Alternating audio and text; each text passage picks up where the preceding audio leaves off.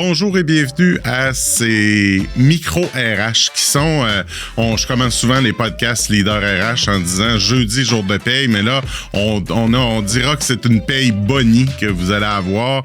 Aujourd'hui, vous allez découvrir une entrevue que j'ai faite lors du salon Tech RH qui était au Palais des Congrès en février. Alors, j'ai profité de l'occasion pour avoir des discussions avec certains passants, certains exposants, où je leur ai demandé quel est votre meilleur truc dans leur domaine d'activité, le meilleur truc, astuce pour soit développer les technologies RH ou tout simplement mieux se positionner et devenir plus stratégique dans notre fonction RH. Alors, ce sont des petites entrevues, des petites conversations de une dizaine de minutes environ sur différents sujets qu'on va disperser un peu tout au long de la saison, comme un petit boni qui arrive entre vos payes normales et vos épisodes de Leader RH. Alors, bonne écoute!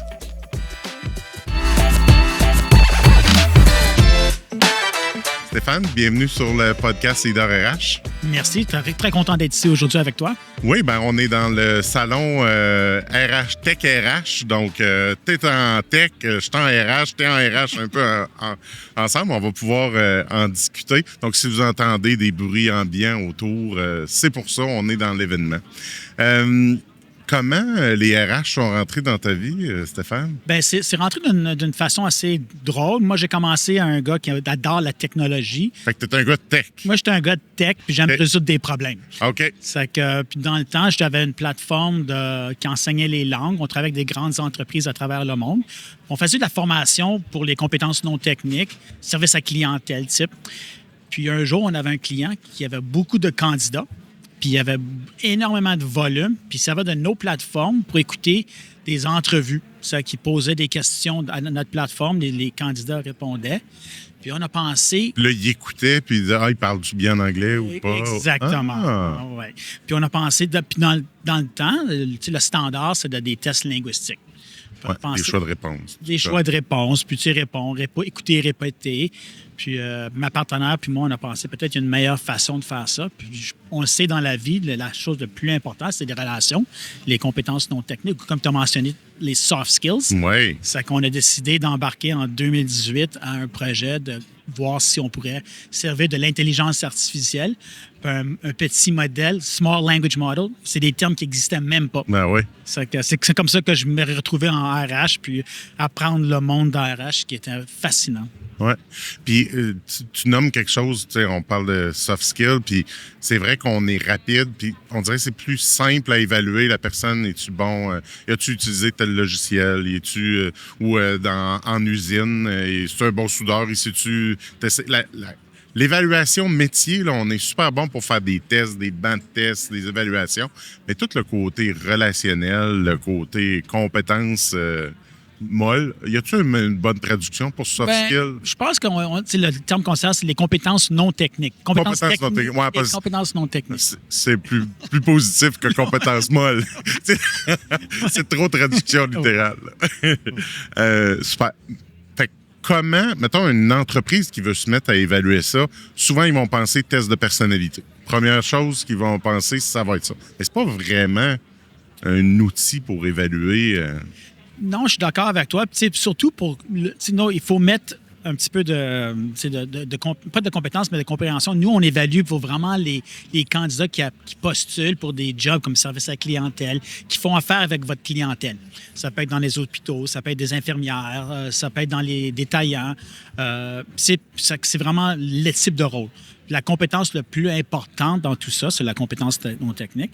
Puis qu'est-ce qu'on fait, c'est qu'on le met dans un rôle qui répond à des questions typiques d'un client, voir comment il peut comprendre c'est quoi le problème, parce que souvent, un client va arriver, il va te dire 3, 4, 5 choses, puis ne sont pas importantes, mais c'est quoi le point qui est le plus important? Comment bien répondre à ce client-là? C'est ça qu'on fait. Fait que c'est en mode jeu de rôle. C'est un jeu de rôle, puis c'est conversationnel. C'est que tu peux parler au robot, c'est que c'est un robot à la fin de la journée, ou c'est par écrit. Mais de nos jours, c'est de plus en plus, on voit le processus de voix qui devient de plus en plus important. Dans notre cas, c'est ça. On le met dans un rôle, il peut passer, je sais pas, ça peut être 8 à 10 minutes, ou c'est pour des postes plus critiques, parce qu'on travaille avec des entreprises qui sont à travers le mode global. C'est que si c'est aux Philippines ou Amérique centrale, ça peut durer jusqu'à 30 à 40 minutes, pour vraiment être plus précis. Puis, qu'est-ce qu'on évalue? La personne répond-tu? Es-tu capable d'écouter? Appogne-tu pas les nerfs? Y a-tu des... Avez-vous un robot qui craint des carènes? Un robot carène au service à la clientèle? Oui, on a un robot qui fait tout ça. En dedans de l'expérience, c'est dans le domaine de santé, c'est qu'on travaille avec une grosse firme américaine. Ils ont 10 000 infirmières aux Philippines qui ont toutes passé par notre plateforme. Puis dans ça, il y a des cas d'urgence. On peut voir que quelqu'un appelle, son enfant a eu un accident, puis l'agent, qui est l'infirmière virtuelle, c'est une vraie infirmière, il faut savoir comment bien gérer la situation. Puis ça se peut que le client commence à crier. C'est qu'il faut que cette personne-là ait les habilités pour gérer des situations de stress. Je peux te donner des exemples. On travaille aussi avec Bell Canada. Puis tu peux avoir un client qui arrive et dit « Je viens d'acheter un téléphone, l'Internet ne fonctionne pas sur mon téléphone, je suis tanné avec votre compagnie, puis là, comment je veux arrêter mon compte? Je veux fermer mon compte. » C'est que le problème, c'est pas que le client veut fermer son compte. C'est que son Internet ne marche pas. Oui. Là, c'est que le candidat idéal répondrait. Je peux comprendre qu'avoir l'Internet sur le téléphone ne fonctionne pas. C'est très important. Je pense que je peux vous aider avec quelque chose, monsieur. Quelques secondes pour remercier notre partenaire principal du podcast Leader RH. J'ai nommé Ansia. Ansia qui lance cette année, en 2026, une IA vocale de recrutement, donc qui comprend le québécois. L'idée, c'est de permettre aux candidats d'avoir le choix entre faire une entrevue traditionnelle avec une préqualification traditionnelle avec un recruteur ou de pouvoir, à n'importe quelle heure du jour ou de la nuit, faire une entrevue avec un recruteur AI, poser des questions sur l'entreprise et aussi expliquer son parcours. Dans tous les cas, un recruteur humain réécoute la conversation et est en mesure de faire une rétroaction personnalisée aux candidats ou candidates qui ont utilisé l'AI. Avec l'IA vocale de recrutement d'Ansia, c'est donner le choix et garder l'humain. Je terminerai en vous remerciant. Merci d'être là et d'écouter. Merci aussi de partager le podcast et de faire grandir la communauté de leaders RH. OK. Fait que là, même s'il ne connaît pas la technique, on veut voir comment il réagit. C'est quoi ses premières réactions? Exactement. Puis on a de différentes façons de faire ça. Il y en a, c'est la pensée critique, ça qu'on va servir de différents modèles. On va mettre des mises en scène, choisir la meilleure mise en scène, puis répondre dans tes mots. Okay. L'avantage de ça, c'est que tu remplaces, dans les cas de nos clients, un test de langue, que c'est très commun à l'extérieur de l'Amérique du Nord, un test de cognitif, puis un test de compétences non techniques. Puis, encore plus intéressant, c'est qu'on a vraiment énormément de données. C'est que si on regarde des tests standards, c'est des questions à choix multiples. C'est binaire, 1, 2, 3, 4. Dans notre cas, il y a des centaines et des centaines de métriques qu'on peut prendre et évaluer la performance après, puis réajuster notre intelligence artificielle. OK. C'est vraiment une différente façon de penser. Puis surtout maintenant qu'on n'a pas confiance au CV, il y en a tellement, il y a du volume. On a un client qui reçoit 800 000 CV pour 5 000 emplois. Aïe, aïe. C'est comment qu'un recruteur peut regarder des CV puis trouver le bon. C'est quoi ton diamant dans tout ça, là? C'est que tu crées un rôle puis une information. OK. Fait que ça devient, dans le processus, ça devient une des premières étapes du processus de recrutement. Dans un processus idéal pour avoir vraiment les meilleurs résultats, là, qu'on appelle ça le quality of hire, la qualité de l'embauche, si tu t'en sers le plus haut possible. Puis le rôle du recruteur change. C'est que le recruteur, à la place de travailler dans la job, il travaille sur la job. C'est que là, il prend, une fois qu'ils ont passé à travers ce processus-là, ils vont passer des entrevues seulement avec les candidats qu'on sait qui ont les compétences. C'est que là, tu peux voir les compétences qu'ils n'ont pas. Tu peux poser des questions là-dessus. Tu peux voir si c'est un fit culturel. C'est que ça change, ça élimine beaucoup de bruit. Ça te permet de vraiment d'embaucher ou d'avoir des entrevues avec des gens qui ont les bonnes compétences. Écoute, ce que je trouve aussi intéressant, c'est que ça pourrait être employé en termes de... Puis là, on parle de service à la clientèle et tout, mais je pense, tu sais, des aptitudes de gestion pour dire, tu sais, souvent, on veut faire de la promotion à l'interne. Nos postes de chef d'équipe, nos postes de superviseur, c'est souvent des postes qu'on on promeut de l'interne.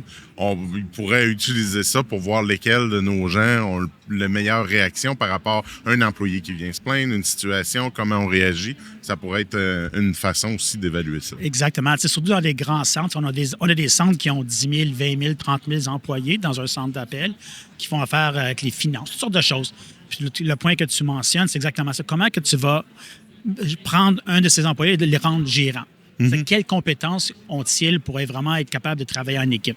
C'est qu'on a des différents types de mise en scène pour travailler en équipe, leadership, ces choses-là. Ça revient tout à la même chose. C'est évaluer les bonnes compétences, créer un créneau pour ces compétences-là. Okay. C'est quoi les pitfalls ou les enjeux, les choses qui accrochent quand une entreprise veut mettre ça en place? C'est quoi les lumières que RH doit être porté attentif? Le doute, parce que ça fait de la journée, c'est comme un leap of faith, comme on dit. C'est un petit peu, là, il faut vraiment penser que c'est une différente approche. Puis des fois, avoir confiance au processus. Un de nos plus gros clients, c'est un des plus gros... Il y en a 2 gros employeurs au monde, un de ces 2-là. Au début, les autres, ils faisaient des tests parallèles. Ça pourrait être sûr voir que vraiment les candidats qu'on passait dans la plateforme rencontraient les attentes. Puis après, je pense, ça a pris 3 à 6 mois. Ils ont commencé à changer le test, puis le pousser plus en plus au début du processus.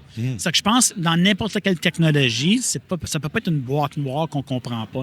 Il faut travailler avec les données, il faut travailler avec les équipes qui comprennent le processus pour bien implanter ça. Puis avec le temps, puis le volume, l'autre défi qu'on a, c'est que si vous avez des entreprises qui ont seulement 50 employés, ces processus ne fonctionnent pas parce que vraiment, c'est basé sur de la science, les statistiques, les données. Il faut avoir du volume pour vraiment s'y rendre.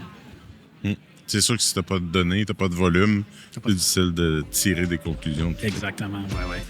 Vous ne pourrez pas dire qu'on vous écoute pas. Il y en a plusieurs qui nous demandent où est-ce qu'on a pris le jeu Nouvelle Recrue qu'on joue à la fin de nos podcasts avec nos invités. Ben, vous avez juste à aller sur nouvellerecrue.ca. Il est maintenant disponible en ligne, en commande. Vous pouvez vous en faire livrer puis l'utiliser vous aussi avec vos nouvelles recrues pour apprendre à les connaître dans les premières journées, premières semaines en emploi. Alors, amusez-vous autant que nous. nouvellerecrue.ca. Vraiment intéressant. Écoute, je nous fais atterrir avec une petite question de notre jeu d'accueil et intégration. Je t'invite à piger une carte et à y répondre. Vie personnelle. Aimes-tu mieux le sucre ou le salé? Sucré ou salé? Le sucré ou le salé? J'ai pas amené mes lunettes. Le salé. Salé? Oui. Un bol de chips avant des... Un bol de chips avant un match de hockey. Super. Hey, merci infiniment, Stéphane. Je te souhaite un bon salon. Merci beaucoup. Merci pour l'opportunité. Ça fait plaisir.